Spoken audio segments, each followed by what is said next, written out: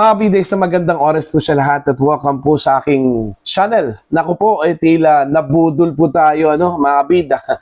Dito ho sa balita po ni Mr. Montulfo, kahapon, na meron daw aristuhin at ang aristuhin daw ito hong si Senator Bato de la Rosa ng mga otoridad dahil hawak na raw nila ito hong warrant of arrest na mula sa International Criminal Court. Wala hong nangyaring arrest po kahapon, mga bida. Tila ang lumabas, fake news pala ito hong si Montulfo, Ito, babasahin ko lang po ito pong article ng ang balita ngayon, mga kabida. Ang titulo po ng kanilang article is Fake News si Montulfo. Ayan. Ito, pinabulaanan ng abogado ni Senator Ronald De La Rosa ang kumakalat na pahayag na aaristuhin umano ang senador ngayong Sabado. Kahapon po yon, Disyembre 20 po, mga kabida, kaugnay ng sinasabing warrant mula sa International Criminal Court or ICC. Nauna rito, nag-post ang broadcaster journalist na si Ramon Tulfo sa Facebook ng pahayag na aaristuhin na si Senator Bato de la Rosa ng pulisya ngayong araw. Tukoy na ng mga otoridad kung saang lungga siya nagtatago. Ayon sa post, may warrant of arrest na umano laban sa senador na ipatutupad na ng pulisya. Subalit maring itinanggi ito ng abogado ni De La Rosa na si Attorney Israelito Torion sa kanyang pahayag. Sinabi ni Torion, hindi ko alam na appointed na pala as spokesperson ng PNP si Sir Montulfo. We tried to confirm it from official sources. Hindi naman po totoo. Giit ni Torion, personal niyang nakumpirma mula sa mga otoridad na walang katotohanan ang balitang may arestong magaganap. Dagdag pa niya, ang ganitong uri ng pahayag ay nagdudulot lang ng hindi kinakailangang nerbiyos at pangamba sa pamilya ng senador. Nilinaw rin ng abogado na walang opisyal na kumpirmasyon mula sa Philippine National Police kaugnay ng sinasabing warrant o operasyon laban kay De La Rosa. Sa gitna ng patuloy na diskurso tungkol sa ICC at sa kampanya kontra droga ng nakaraang administrasyon, nanawagan ng kampo ng senador sa publiko na maging mapanuri at huwag basta magpapaniwala sa hindi beripikadong impormasyon, lalo na kung nagmumula lamang sa social media posts. Ayun. So, fake news pala, mga kabida. Nabudol po tayo ni Montulfo kahapon, Kasi po, yun yung post po niya na aaristuhin na raw ito hong si Senator Bato de la Rosa ng mga police dahil tukoy na raw yung kanya hong lungga, mga kabida. Kahapon po, November 20, mga kabida. Subalit dumating na lang yung gabi, wala hong naganap na aresto po, mga kabida, kay Senator Bato de la Rosa. Kaya, ang conclusion, fake news, ito hong si Montulfo, yung kanya hong balita po kahapon. Ilang beses na ba na nagkalat po ng fake news, mga kabida, ito hong si Montulfo, Okay? Kaya nga hindi ko alam kung ano po yung motibo po ni Montulfo po, mga kabida, kung bakit ginawa po yung pagkakalat po kahapon, mga kabida, ng balita. Mismo yung abogado po ni Senator Bato po, mga kabida, ang nagkumpirma, na wala kong arrest warrant mula mismo sa International Criminal Court na natanggap nila, mga kabida. Okay? Kahapon din, meron din akong nakita sa social media, post po yun, mga kabida, ni Richard Heyderian. Okay? Sinasabi pong nakita na raw niya yung warrant of arrest. Ano kaya yung warrant of arrest na nakita po niya? Baka dyan lang po sa tabi-tabi yun pinulot po, mga kabida. Ewan ko ba, ito kong mga detractors po ng mga Duterte, okay? Ito kong mga detractors ni De La Rosa. Bakit madali lang po ma-access nila yung mga dokumento po, mga kabida, katulad na lang po ng warrant of arrest, Sila yung may alam. Okay? Pero yung mismo yung dapat natin pagkunan po ng source, wala ko silang alam. Bakit ganun? Mga kabida?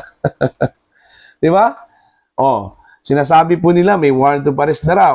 Sabi po ni Rimulya, may warrant of arrest na raw. Nakita daw niya, ano? At in fact, nasa kanyang phone, pero unofficial lang mula sa International Criminal Court, ano? Pero kung tatanungin po natin mga kabida, yung dapat may hawak po ng warrant of arrest, kagaya na lang po ng PNP. Okay? Department of Justice, ano? Department of Foreign Affairs. Mismo sila tumatanggi, ano? Wala ko silang hawak na warrant of arrest. Okay? Dinideny po nila na meron na pong warrant of arrest na inilabas po ang International Criminal Court, ano? Mismo ang ICC po, ano? Ang sabi po ng ICC, hindi po totoo yun kasi lahat ng mga dokumento na kanila pong inilalabas po mga kabida ay makikita lahat dyan sa kanilang mga channels at sa kanilang website. Ano? Yung warrant of arrest, classified yun. Hindi basta-bastang i-access yun mga kabida. Ano? Bakit ho itong si Rimulya meron pong access po ng warrant of arrest? Ano? Mga kabida, na malinaw po yung sinabi po ng International Criminal Court na ang warrant of arrest o anumang dokumento mula sa kanila, mga kabida, ay classified. Ibig sabihin, sikreto yon, mga kabida, no? Okay? Pati rin itong si Montulfo. Okay? Para bang nag-ala Jay Costura na po itong si Montulfo po, mga kabida, no? Nag-ala Madam Auring na naman po itong si Montulfo, mga kabida, kasi yun nga sinabi po niya kahapon, aarestuhin na raw itong si Bato de la Rosa ng mga otoridad kasi hawak na raw ng mga pulis ang warrant of arrest. Okay? Kasi hawak na raw ng mga pulis ang warrant of arrest, mga kabida, laban ho kay de la Rosa. Tapos sinasabi po ng abogado po ni de la Rosa na walang katotohanan yan. Kasi po ang aking source ay yung mga otoridad mismo, ang pulis mismo, kumpirmadong walang warrant of arrest. O sino po yung nagsasabi ng totoo po, mga kabida? Okay? Diba? Meron talagang nagsisinungaling sa kanila. Ano?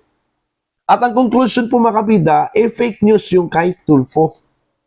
Kasi ngayon, Sunday na po, December 21, ang sabi po ni Tulfo, uhulihin po, mga kabida, si Bato de la Rosa Saturday, kahapon, December 20. Ngayon, December 21 na po tayo ngayon, wala akong aresto na nangyayari po, mga kabida. So, fake news, yung kanya hong balita. Okay? Ganun po, mga kabida. So, nabudol po tayo. Kasi akala po natin, totoo yung balita po ni Montulfo po, mga kabida, na aarestuhin na po ito kung si Bato de la Rosa, no? Kasi po, yun nga may hawak na po ng warrant of arrest ito kung mga otoridad. Ano kaya yung warrant of arrest na sinasabi po ni Montulfo na hawak po ng mga otoridad? Baka hindi yun warrant of arrest. Baka listahan po yun ng utang po. Ito hong si Montulfo, grabe naman po. Okay? Kaya nga nagkagulo po kahapon nung nag-post ito hong si Montulfo na aarestuhin na raw ito hong si Bato. Kasi ang bungakala po natin, mga kabida, totoo na po yun, ano, na magaganap yung pag-aresto po, mga kabida, kay Senator Bato de la Rosa dahil may warrant of arrest na raw, ano, mga kabida, ano po. Tsaka pangalawa, ganito po yun, mga kabida. Hindi ho basta-basta ipamimigay yung impormasyon kahit sino-sino na lang po, mga kabida, no? Patungkol sa warrant of arrest. Kasi yung warrant of arrest, discreet yun. Okay? Sikreto yun, mga kabida, no? Okay? Hindi ho basta-bastang ipinamimigay yung impormasyon na meron pong warrant of arrest against De La Rosa. Dapat nga, sikreto discreet yun para hindi po malaman po ni De La Rosa at hindi po siya makapaghanda po, mga kabida, no? Ngayon, kahapon, ibinalandra po, mga kabida, sa kanyang Facebook account ni Montulfo na aarestuhin na. Anong mangyari po kay De La Rosa? Maghahanda talaga yun. Hindi yun magpapakita po, mga kabida. Aalis yun doon sa kanyang lungga. Kung sinabi po ni Montulfo na alam na po ng mga polis yung kanyang lungga. Kung nabasa yun ni Bato, mga kabida, yung post po ni Montulfo, di makakapaghanda po, mga kabida, no? Ito kung si Bato. Di aalis po yun doon sa kanyang lungga. So, paano maabutan niya ng mga polis? Doon pa lang, sinunog na po ni Montulfo yung mga pulis po, mga kabida, no? Kasi pinangunahan po niya yun O, paano ho maaresto yan? Yun ang sinasabi ko po. Kung totoo po yun, mga kabida, hindi ho basta-bastang i-release po ng PNP yung impormasyon na yun. Baka naman po, unsami po mga kabida yung arrest po, laban ho kay Senator Bato de la Rosa. O, o baka naman po, inabort po ng pulis muna. Kasi po yun, kumalat na po. Okay? Baka may rescheduling po ng pag-aresto po kay Senator Bato. Anyway, kahit na fake news, yung lumabas po kahapon mga kabida, kay Montulfo, hindi pa rin natin i-discount yung possibility na baka itinago lang po ng mga pulis yung arrest warrant laban ho kay Senator Bato de la Rosa, mga kabida. Baka naman meron na po talagang warrant of arrest na inilabas po ang International Criminal Court, at binigyan na po ng kopya ng ICC ito hong gobyerno po ng Pilipinas sa pamamagitan po ng PNP, mga kabida. So, may posibilidad yon. At itinanggi lang po ng mga pulis dun po sa abogado po, mga kabida, ni Senador Bato de la Rosa. So, abangan na lang po natin ngayong araw, baka bukas, or in the coming days, na talagang meron pong magaganap na aresto laban ho kay de la Rosa po, mga kabida. Pero ang tanong po dyan, kung mahuhuli ba ng mga pulis itong si De La Rosa, kung meron pong intelligence ito pong PNP, may counterintelligence naman po itong si De La Rosa, Remember, dating PNP chief po ito, dating nasa intelligence itong si De La Rosa din, Alam po niya yung kalakaran po ng intelligence gathering at intelligence po, mga kabida, Okay, so labanan po ito ng intelligence. Intelligence ni De La Rosa at intelligence po ng mga pulis. Alright? So, para po sa inyo, ano po ang inyong opinion at pananaw ko dito, mga kabida, dito ho sa pagkakalat po ng fake news po ni Montulfo, mga kabida. Fake news ba yon o baka nasunog lang talaga mga pulis, mga kabida, kaya inabort po nila yung pag-aresto po kay De La Rosa, Alright? So, para po sa inyo, please comment down. Sa mga hindi pa po subscriber, Shine Channel, please subscribe. Just click the subscribe button. Click the notification bell icon para updated po kayo, mga kabida, sa aking mga uploads. Maraming salamat po sa inyo lahat.